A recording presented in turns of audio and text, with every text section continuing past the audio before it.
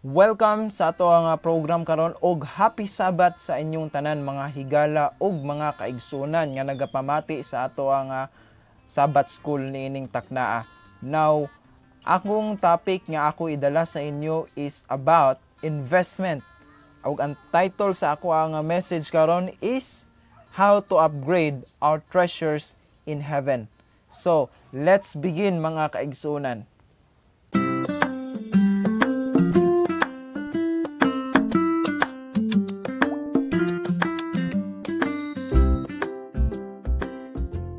My name is Arman Kapangpangan, in short RMC, and I'm currently studying Bachelor of Theology. So, let's start about this topic, how to upgrade our treasures in heaven. So, first, we need to read our Bibles. So, if you have your Bibles, just read in Luke 12, verse 33. In the New King James Version, it says, "Sell what you have and give alms. Provide yourself money bags which do not grow old, a treasure in the heavens that does not fail, where no thief approach nor moth destroys." Mga kaigsunan, ginsulti din hing ang magbaligya unya muhatag usab. Ang first nga word nga imong mabasa din is sell. Ang pagbaligya, unsa man ang mga meaning niini nga mga puntuha o mga word nga atong nabasa karon. What is really selling? Now, sometimes we talk about selling, it's all about money and it's all about treasures or material things. But in the sense nga dili tanan adunay kwarta, dili tanan adunay kabtangan. But what is really selling is all about here, no? Selling is not only based on material things here. But kung imong tan-awon ang story sa usa ka dato nga ulitaw sa panahon ni Jesus Christ nga dili niya kaya ang pagbaligya ug paghatag tungod kay mahal niya ang iyang mga kabtangan. So, it is not all about our material things actually, but it is all about in our heart. Unsa man ang mga butang nga dili nimo kaya i-give up sa Ginoo, unsa imong mga butang nga dili nimo kaya ihatag sa Ginoo. So, that is the thing. That is the point. So, selling here is to surrender completely and then to consecrate something nga imo na siyang ipalain nga butang alang sa serbisyo sa Ginoo. You need to surrender all to Jesus. Di ba sa kanta, I surrender all? Now, you need to surrender yourself that mahimo nimo ang pag-sell, mahimo nimo ang pag-give up niining mga butanga in order to what? To be available in the service of God, and also you have something to give. So, you need to give. You need to give something nga naa sa imo. But first of all, you need to surrender yourself to God first. So, consecrate yourself to God and then go to the service of God. So what are these things ato nga consecrate sa Ginoo? Our talents, our time, and our treasure, and also our temple. What is temple here? It is our body. We need to surrender our body to God. We need to surrender our treasure to God.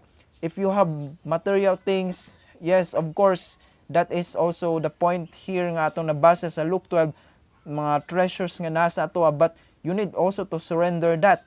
Also imong time, you need also to surrender your time nga available ka para sa bulaton sa Ginoo, and then also your talent nga you are making yourself in the service of the Lord by using your talent. So that is how to give or how to sell. You need to surrender your life to God in order to be consecrated and to have availability sa bulaton sa Ginoo.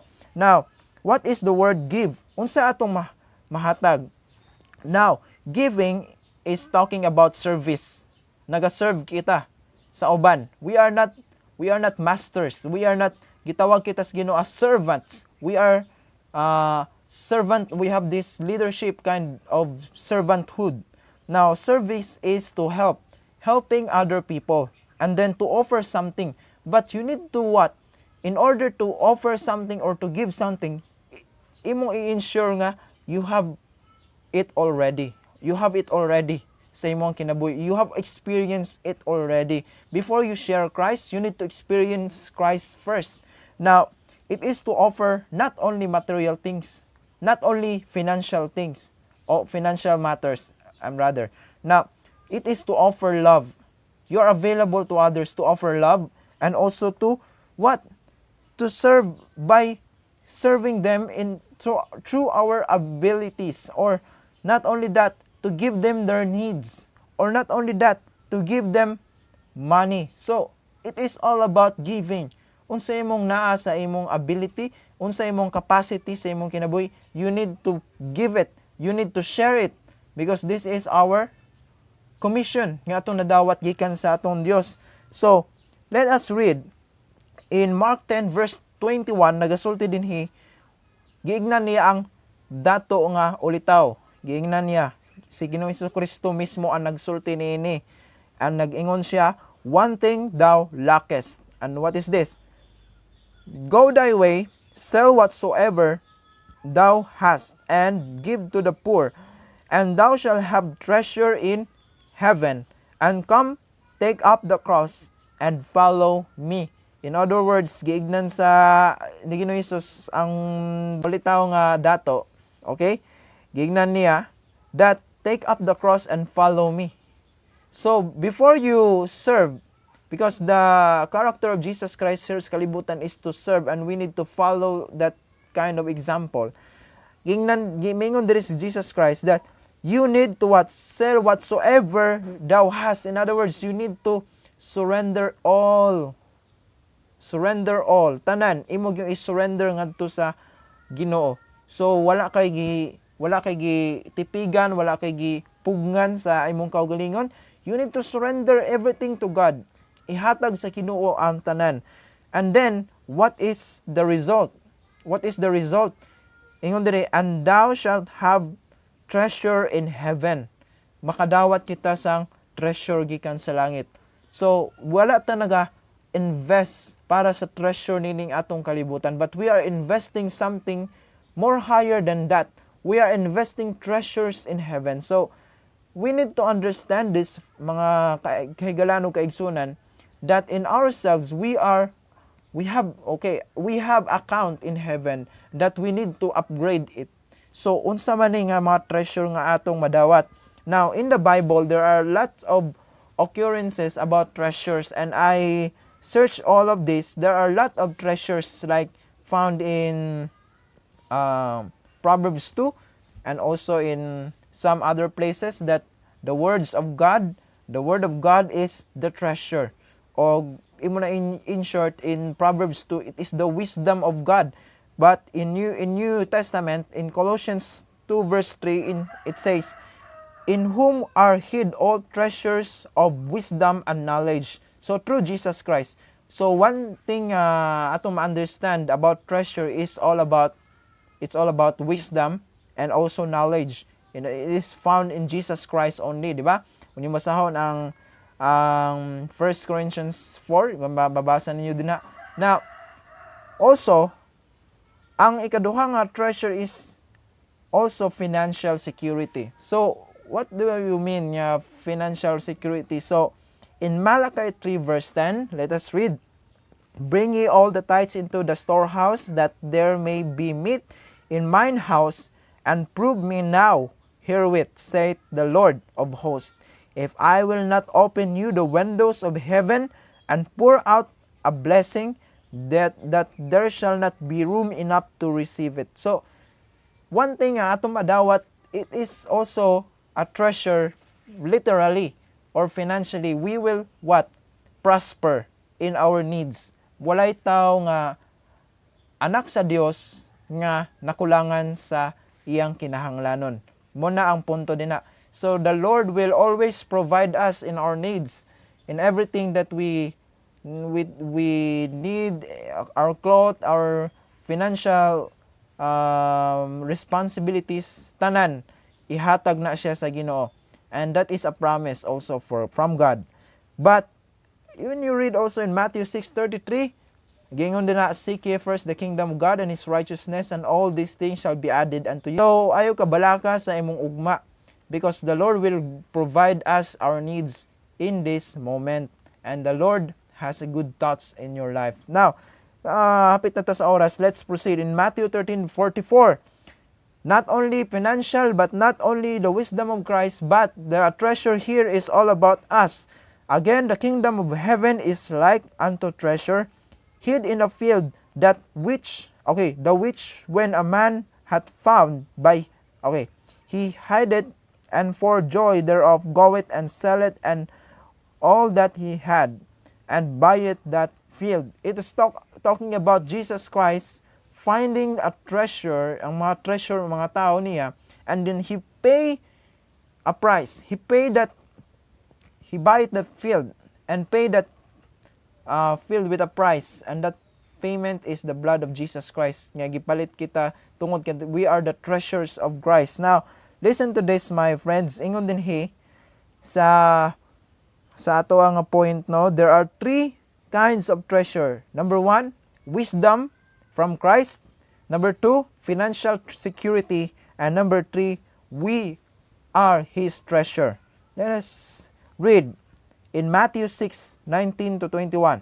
Lay not up for yourselves treasure upon earth, where moth and rust doth corrupt, and where thieves break through and steal. But lay up for yourselves treasures in heaven, where neither moth nor rust doth corrupt, and where thieves does not break through nor steal. For where your treasure is, there will your heart be also. Matthew 6:19-21. So, ingon din lay up for yourself treasures in heaven. So dito maglay og treasures, and unsa may atong mga treasures nga atong ilay dito sa langit. So atong nasabtan ginina that one of the treasures nga atong mahatod ngadto sa langit is not only material things or we cannot give something to heaven, but the treasures nga atong nabasa sa ikatatlo nga point is that we are His treasures.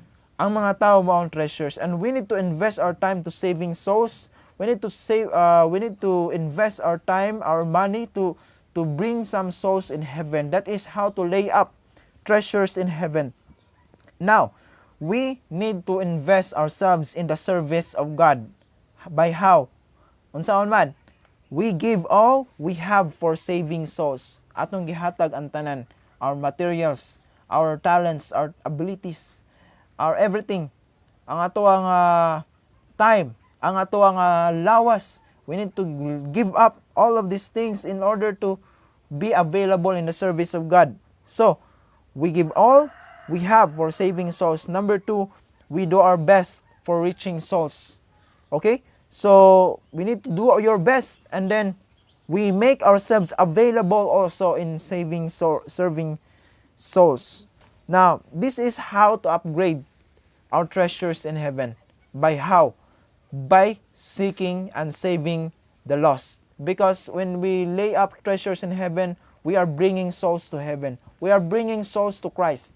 Now, according to Ellen G. White, according to her in Testimonies Volume 3, 405, Paragraph 1, those churches who are the most systematic and liberal in sustaining the cause of God are the most precious in spirituality.